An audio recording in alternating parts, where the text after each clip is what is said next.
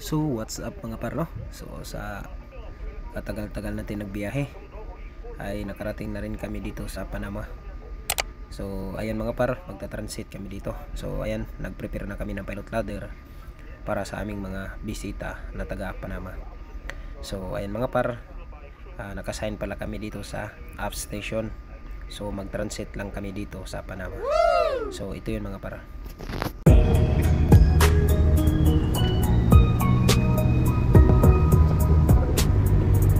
So at yun nga mga par, no? Nakasampa na yung mga Panamyan crew at saka nakaposisyon na rin kami dito sa app station kasi dito kami naka-assign.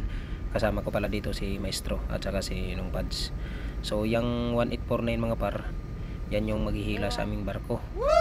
Yan yung kibali mag-control para hindi kami masagi sa gilid ng kanal. Yan yun.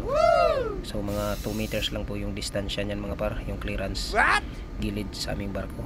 Kasi yun nga, tinatawag nitong kanal lang kasi para talagang lang to, para lang talaga siyang sinasadya na gawin para sa mga barko. So yan yung tagahila mga par, yan yung parang train. So mayroon din yan sa kabila para makontrol yung aming barko para di masagi sa gilid at para din hindi magkaroon ng damage. So ayun mga par, papasok na kami at nag-dead slow ahead kami sa takbo na yan.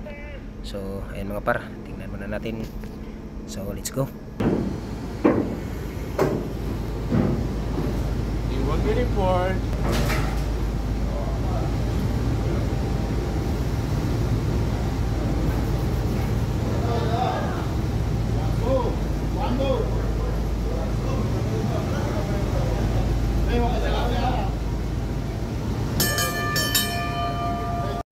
At yun na nga mga par, no?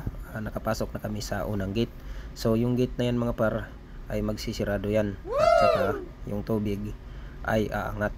Pag aangat yan mga par ay pwede na kaming magbiyahe. So katulad dito, wow, yan, napuno na yung gate ng tubig. So pwede na kaming aabante. So dead slow ahead lang naman mga par.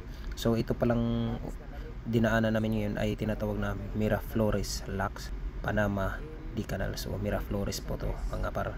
So yung sa unahan ay iba rin yung tawag dito. So mayroon ding palabas na barko mga par, tanker yung sa gilid. So nandun siya sa gilid sa kabila din. So yung kulay orange na yun, yun yung mga tropa natin nandun. Yan o. So parang si MB Sunrise po yun mga par. So ayan na mga par, yung mga wire ng electric locomotives